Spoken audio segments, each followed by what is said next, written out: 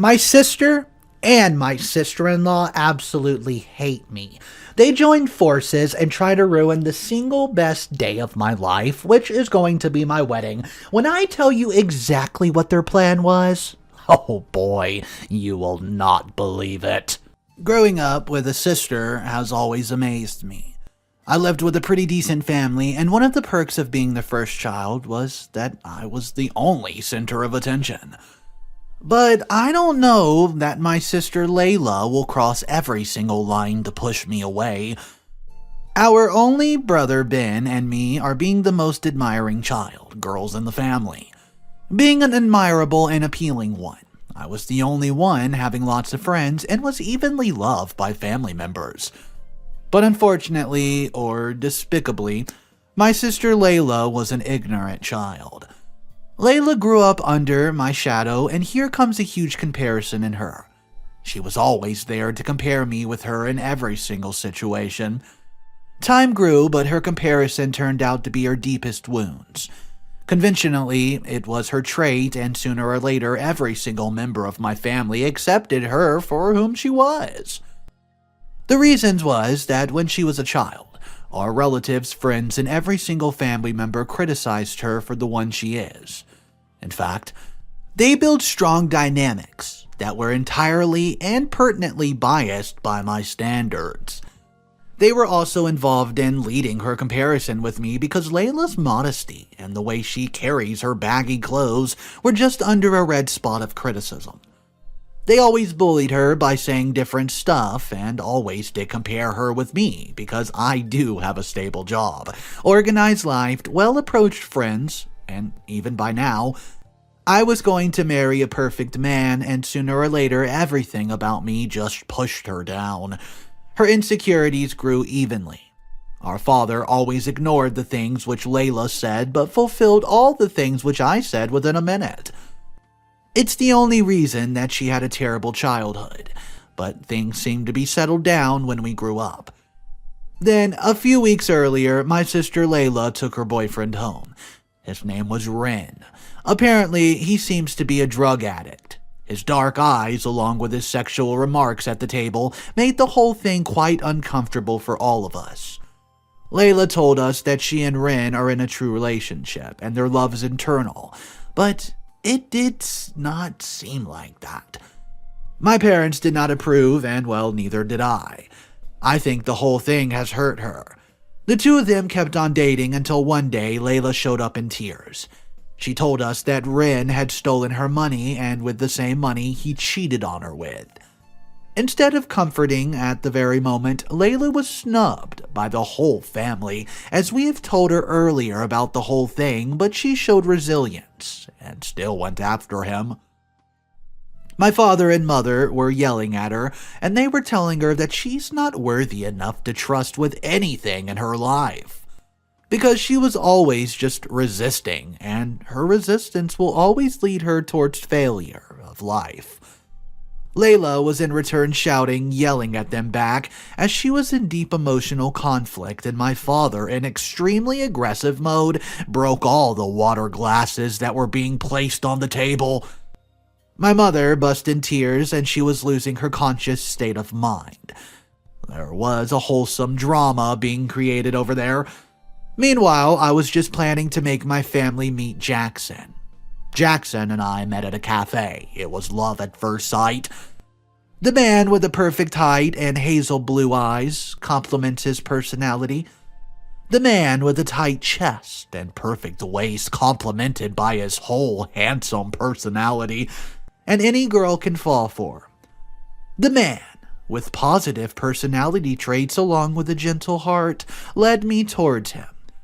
As soon as I just walked in, there was a splendid connection between him and me. Jackson was sitting at the very first corner of the cafe where I used to sit, and the place has been reserved for me since then, but Jackson just took my place. We looked at each other, straight in the eyes. Beating my curiosity, I asked the waiter to make my seat over there.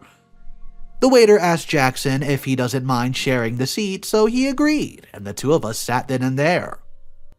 From there, well, I guess you could say our magical love story began. Our relationship was just perfect, and soon we were ready to take our relationship to the very next step. But I don't know what was just waiting for me ahead. Before getting introduced to our families, we decided that we would introduce our siblings first. So, as per plan, we introduced our siblings to one another, and apparently, it seemed that there was a storm just knocking on the door. Lela and Anne seemed to be quite mean to me. Anne's sister was beautiful yet arrogant enough. A girl with short hair, brown complexion. She was wearing glasses with a skinny top. She was dominant personality traits, and she loves to rule over the submissive ones.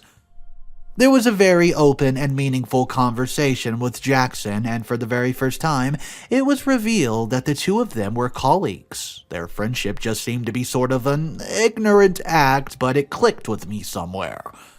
Somehow, it was just obvious that they shared a great bond. But on the other side, there was something between Anne and me. The other things over there was so intrusive that Anne felt she had hatred towards me. She did not even utter a word. Apparently, it seemed to be that she just reflected her hatred towards me. She stood there staring at me, but conservatively, I was a little hesitant to tell Lela about Jackson. The dinner went well, but it only seemed that Lela and Jackson enjoyed it, but me and Anne, there was no connection at all. But somehow, it was just obvious that the two of them are far away from each other. However, it seemed that the two siblings are quite opposite in fact of dual personalities. Anne suddenly gave a wired expression on this situation, and I felt that she was not happy with this relationship. On the other side, it seemed that Lela had given approval to our relationship, so there was some pace that we might get that on track. After some minutes, when I told her, then we both kept silent, and then Anne started talking, saying this. I don't know what I say about that, but OP, you knew that I liked you as a friend and as a person, but building a new relationship with our family seems to be a whole new pace. Anne also said that I and my mom did not want your type of girl for my brother to be married. You know, about our class and society, and as well as our standard.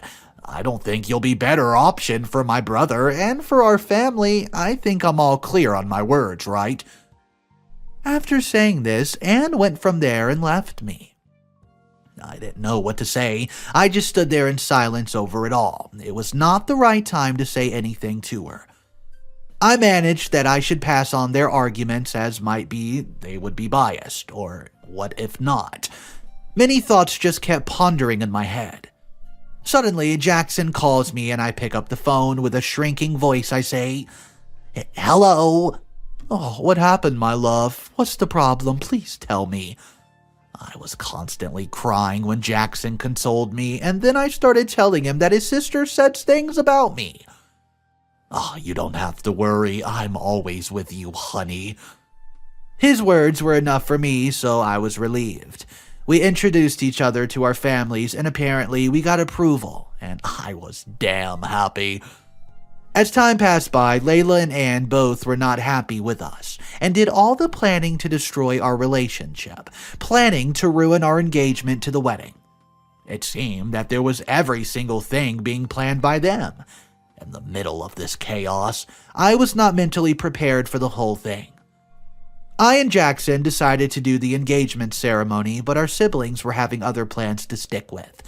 At the very moment, Lela and Anne's friendship began to grow at a rapid pace, as the two of them did share very similar concerns about the whole thing.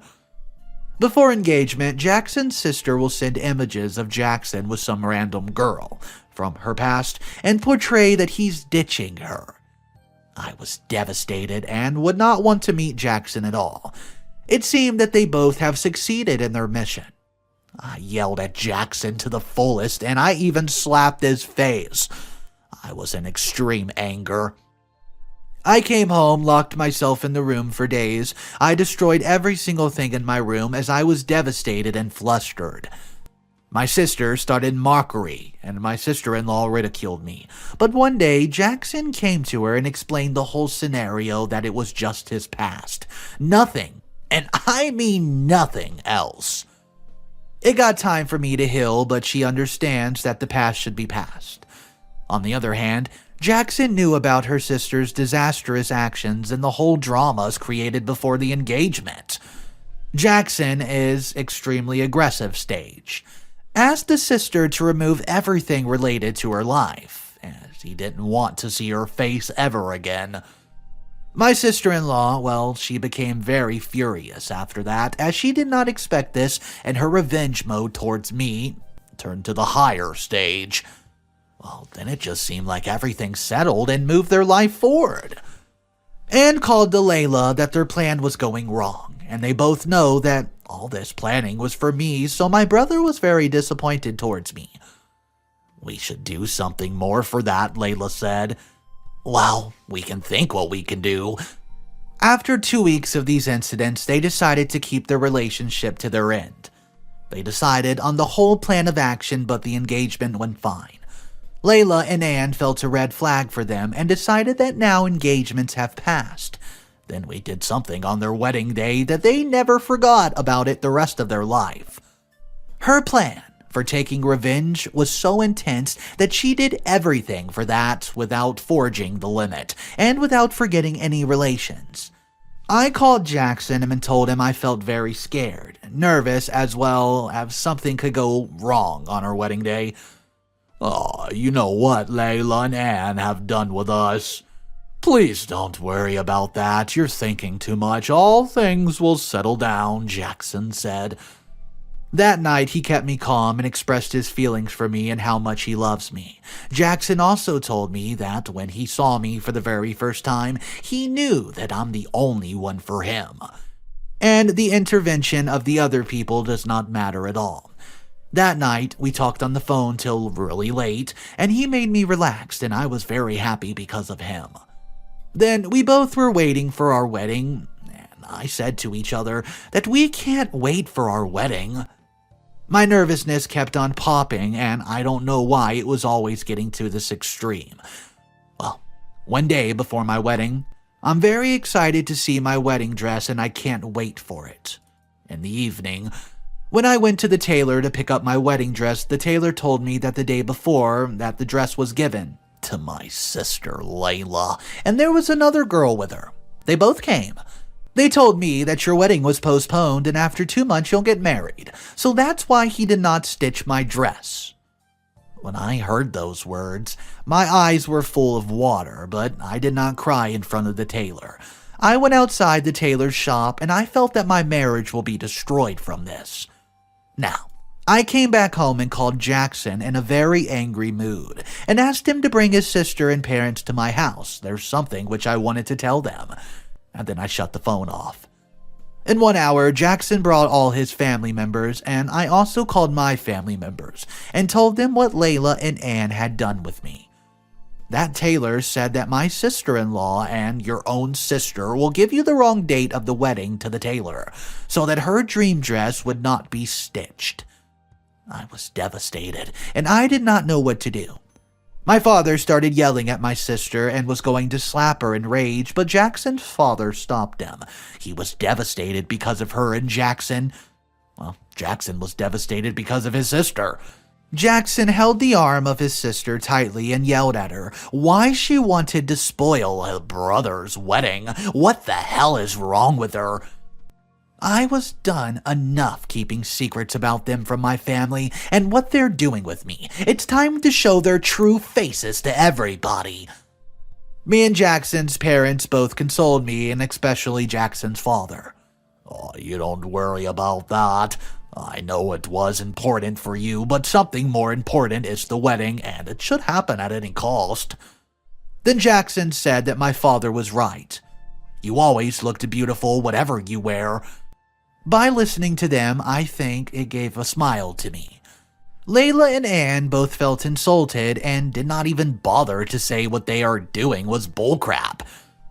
At night, my mother came to me and bought me a box. When I opened it, there was a beautiful dress in it. I hugged my mother and thanked her for solving my problem, but there was one thing that needs to be fixed. At that very moment, I was so done with my sister and sister-in-law who were just playing games with me. The worst part of the story was that I was the only victim then and there, thanks to Jackson, who always stood by my side, but for one thing there was something that needs to learn a lesson. So I took a very sharp step and planned to play on both of them as their true face would be revealed in front of all to see. The wedding ceremony went well, and I managed to go in the dress that my mother gave me. As soon as I moved to Jason's place, Anne came over as she wants to spend some time with me and her brother. So I asked my sister Lela to accompany her as well. The two of them just came over and saw Jackson and me together, and it just pushed them into a hellfire.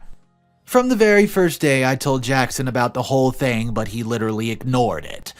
On the brighter side, he did not have any importance to them, but this is the right time to let him see their true face. Jackson and I spied on them. The two of them were sitting and planning to break up our marriage. This time, Anne proposed that she'll involve her best friend, Massive. They've decided that they'll portray that I'm cheating on Jackson with Massive.